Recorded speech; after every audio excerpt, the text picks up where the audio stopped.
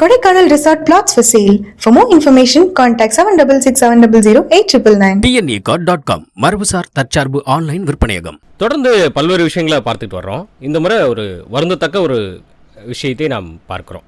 தொலைக்காட்சிகள்லையும் காணொலிகள்லையும் தொடர்ந்து வந்துக்கிட்டே இருக்குது. திமுக நிர்வாகி என சொல்லி ஒரு இளைஞர் ஒரு கல்லூரி மாணவியை அரக்கோணம் பகுதியை சேர்ந்த பருத்தி ஊர் அப்படின்னு சொல்லப்படுகிற அந்த பகுதியை சேர்ந்த ஒரு இளங்கலை 2ஆம் ஆண்டு மாணவியை திருமணம் செய்திருக்கிறார். கிட்டத்தட்ட மார்ச் மாதம் வரைக்குமே வாழ்ந்துருக்கிறாங்க. இந்த நிலையில் அந்த பெண் பரபரப்பான புகாரை டிஜிபி அலுவலகத்தில் கொடுத்துருக்கிறார். அந்த பெண் சொல்லியிருக்கிற அந்த தகவல்கள் ரொம்ப அதிர்ச்சி மிகு தகவல்களாக இருக்குது.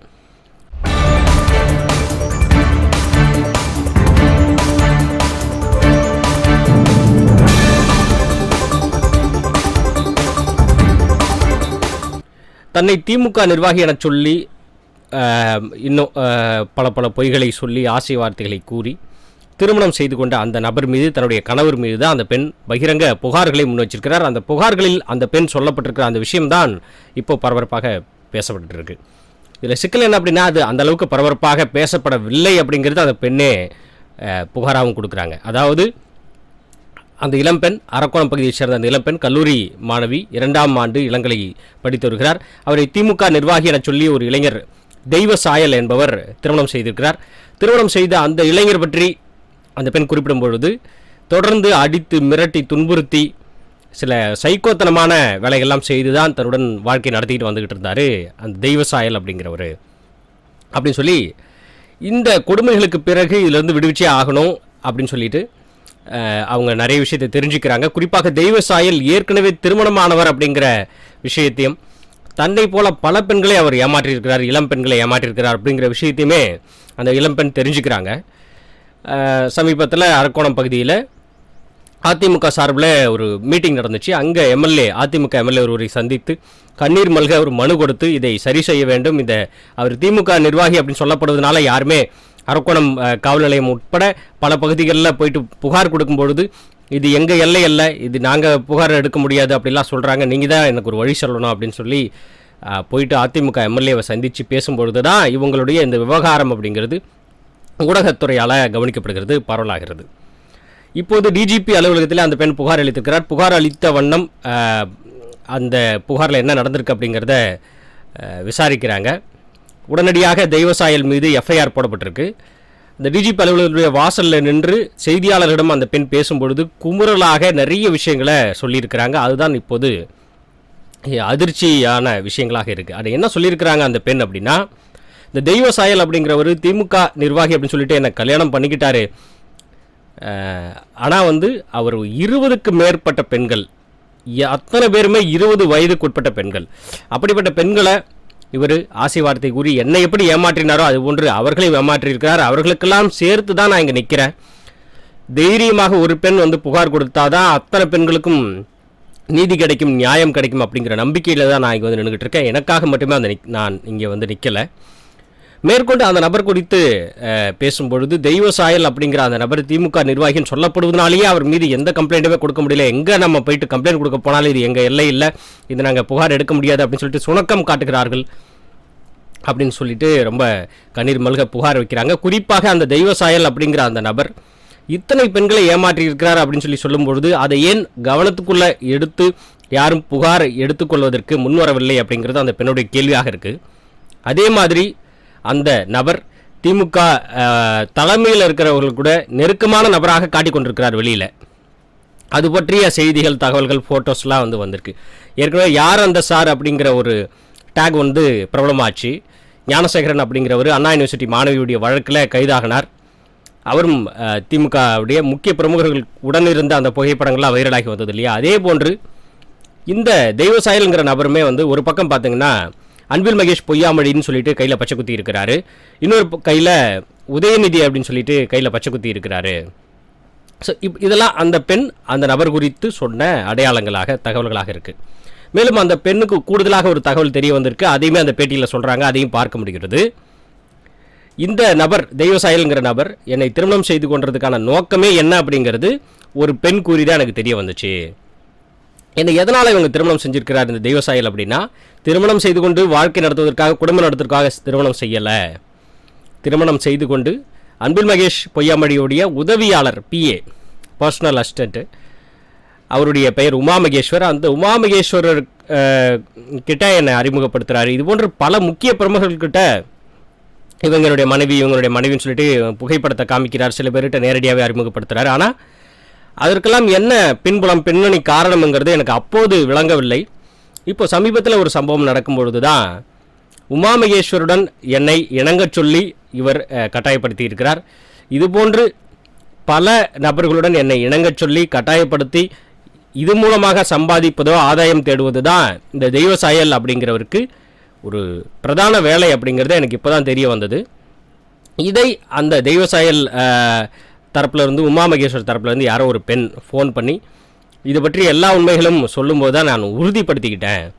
இவர் தொடர்ந்து இதே வேலையாக தான் வச்சிருக்கிறார். என்னை போல 20க்கும் மேற்பட்ட பெண்களை திருமணம் செய்து கொண்டு அவர்களை இது போன்ற முக்கிய பிரமுகர்களுக்கு இணங்கச் சொல்லி அதன் மூலமாக ஆதாயம் தேடுவது தான் இந்த நபருடைய பிரதானமான ஒரு வேலை.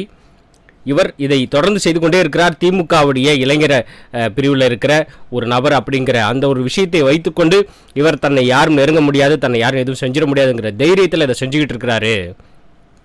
அதனால தான் நான் முன்னாடி வந்து தைரியமாக அவர் மீது புகார் கொடுக்கிறேன். நான் கொடுக்கிற இந்த புகார் அவர் மீது நடவடிக்கை எடுக்கப்பட்டு அது மற்ற பெண்களுக்கும் நீதி நியாயம் கிடைப்பதற்கு வழிவகை செய்யுங்கிற நம்பிக்கையில் நான் வந்து பேசுகிறேன் அப்படின்னு சொல்லிட்டு அந்த பெண்மணி இந்த பேட்டிகளெல்லாம் செய்தியாளரிடம் குறிப்பிடுறாங்க. குறிப்பாக அந்த பெண் சொன்னது போல அன்பில் மகேஷ் பொய்யாமொழியுடைய பெயரை கையில் பச்சை குத்தி கொள்வதும், உதயநிதி பெயரை கையில் பச்சை குத்தி கொள்வதும், இதெல்லாம் எனக்கு முக்கியமான இடத்துல இருக்கக்கூடிய மிகப்பெரிய புள்ளிகளுடன் தொடர்பு இருக்கிறது.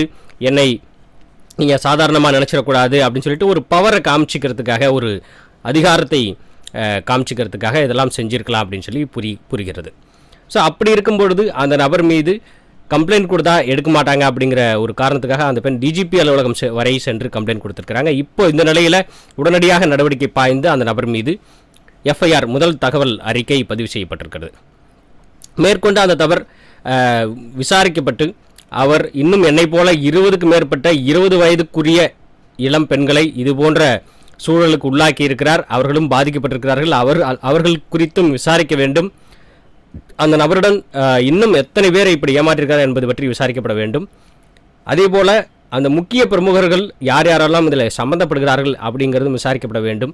இது ஒட்டுமொத்தமாக இது கவனிக்கப்பட வேண்டிய ஒரு விஷயமாக மாற வேண்டும் அப்படின்னு சொல்லிட்டு அந்த பெண் ரொம்ப கூக்குரலிட்டு குமுறி பேசியிருக்கிறாங்க அந்த ஒரு குறிப்பிட்ட காணொலியில்.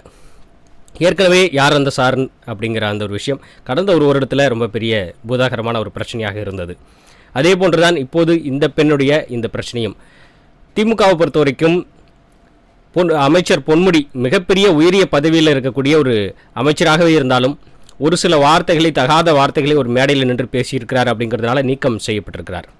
அப்படி இருக்கிற போது நிச்சயமாக ஏற்கனவே ஜாபர் சாதிக் கடத்தல் விஷயத்தில் அவர் பெயர் வந்ததுமே அவர் உடனடியாக கட்சி விட்டு நீக்கப்பட்டார். அதுபோன்றுதான் செந்தில் பாலாஜியும் தற்போது வேற ஒரு சில காரணங்களுக்காக ராஜினாமா செய்யப்பட்டார்.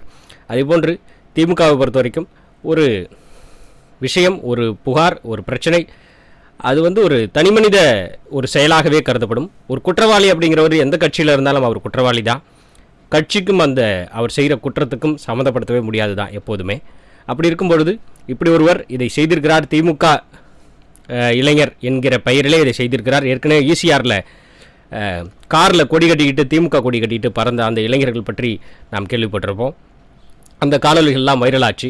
இப்படி கட்சி பெயரை சொல்லி கட்சி பெயரை அவமதிக்கும் வகையில் கட்சியில் இருக்கிற மற்றவர்களுக்கெல்லாம் கெட்ட பெயர் வாங்கி தரும் வகையில் நடந்து கொண்டவர்கள் யாராக இருந்தாலும் நிச்சயமாக அந்த கட்சி, அது திமுகவோ எந்த கட்சியோ, நிச்சயமாக அதை களையெடுக்க தான் பார்க்கும்.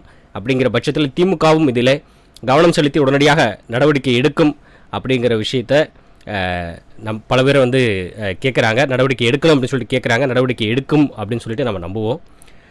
இருப்பினும் அந்த பெண்ணுடைய அந்த குற்றச்சாட்டுகளில் மிக முக்கியமாக அந்த நபர் திருமணம் செய்தது தன்னை திருமணம் செய்து கொள்வதற்காக மட்டுமல்லாமல் அன்பில் மகேஷ் பொய்யாமொழியுடைய உதவியாளர் உமா மகேஸ்வர் உள்ளிட்ட பல பேருடன் இணங்கச் சொல்லி வற்புறுத்தி ஒரு இது போன்ற ஒரு செயலுக்காக இந்த திருமணத்தை செய்திருக்கிறார். இதை தொடர்ந்து ஒரு வேலையாக வைத்துக் கொண்டிருக்கிறார். அப்படிங்கும்பொழுது அவர்கிட்ட ஒரு ஹிஸ்ட்ரி ஆஃப் கிரைம் அப்படிங்கிறது இருக்குது.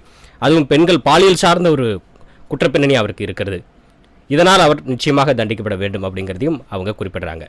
அந்த அளவிலே தமிழகத்திலே தொடர்ந்து பாலியல் குற்றச்சாட்டுகள் அது இந்த வருடம் இந்த ஆட்சி அப்படிதான் இல்லை, எப்போதுமே எல்லா காலங்களிலும் இருக்கக்கூடிய ஒரு பெண்களுக்கு இருக்கக்கூடிய ஒரு குற்றச்சாட்டு தான். இதை பற்றி நிறைய பேரும் தொடர்ந்து பேசிக்கொண்டே இருக்கிறார்கள். இருந்தாலும் இந்த சூழலில் மிக தீவிரமாக சமூக வலைதளங்கள்லாம் பெருகிவிட்ட இந்த காலகட்டத்தில் ஒவ்வொருவரும் இதை எடுத்து பேசுகிறார்கள். இதை சரி செய்யப்பட வேண்டும் அப்படிங்கிறத பேசுகிறாங்க. அப்படிங்கும் பொழுது இதுபோன்ற ஒரு பெண்ணுக்கு நேரக்கூடிய இது போன்ற சம்பவங்களில் நிச்சயமாக அரசும் காவல்துறையும் கவனம் செலுத்தணும் அப்படிங்கிறது எல்லாருடைய ஒருமித்த யோகபித்த குரலாக இருக்கிறது. இந்த ஒரு காலகட்டத்திலும் அந்த பெண்மணி சொல்லக்கூடிய ஒரு கண்ணீருடன் சொல்லக்கூடிய ஒரு விஷயம் என்னவென்றால், அவர் திமுக இளைஞரணியில் இருக்கிறார் அப்படிங்கிற ஒரே காரணத்துக்காக அவர் மீது கம்ப்ளைண்ட் எடுக்க மாட்டேன்றாங்க, அவர் மீது எதுவுமே செய்ய முடியல, நாங்கள் மிகவும் சிரமப்படுகிறோம், அவர் நன்றாக இருக்கிறார், நாங்கள் தினம் தினம் செத்து கொண்டிருக்கிறோம் அப்படிங்கிற மாதிரி ரொம்ப உருக்கமான வார்த்தைகளை எல்லாம் பதிவு செய்கிறாங்க. அரசியலில் இருந்தால் கட்சியில் இருந்தால் என்ன வேணாலும் செய்யலாமா அப்படிங்கிற மாதிரியான ஒரு கேள்வியும் கிட்டத்தட்ட அதே கேள்வி தான் அவங்க வைக்கிறாங்க. ஸோ இந்த அளவுக்கு கேள்வி கேட்கிற, இந்த அளவுக்கு பாதிக்கப்பட்டிருக்கிற, இந்த அளவுக்கு உணர்ச்சி மிகு தம்முடைய பாதிப்பை வெளிப்படுத்தியிருக்கிற அந்த பெண்ணுக்கு, அப்புறம் அந்த பெண் சொல்வது போல் இன்னும் பாதிக்கப்பட்ட 20க்கும் மேற்பட்ட 20 வயது மதிக்கத்தக்க இளம் பெண்களுக்கும் சரி நீதி நியாயம் கிடைக்கப்பட வேண்டும் அப்படின்னு சொன்னால், இந்த தெய்வசாயல் அப்படிங்கிற நபர் அவர் மீது எஃப்ஐஆர் போடப்பட்டாலும் இன்னும் முறையாக தண்டிக்கப்பட்டு முறையாக விசாரிக்கப்பட்டு அவருக்கு உரிய தண்டனைகள் வழங்கப்பட வேண்டும் அப்படிங்கிறதுல நிச்சயமாக மாற்று கருத்து இல்லை. இன்னொரு விஷயத்தை இன்னொரு தருணத்தில் நம்ம விரிவாக பேசுவோம். நன்றி.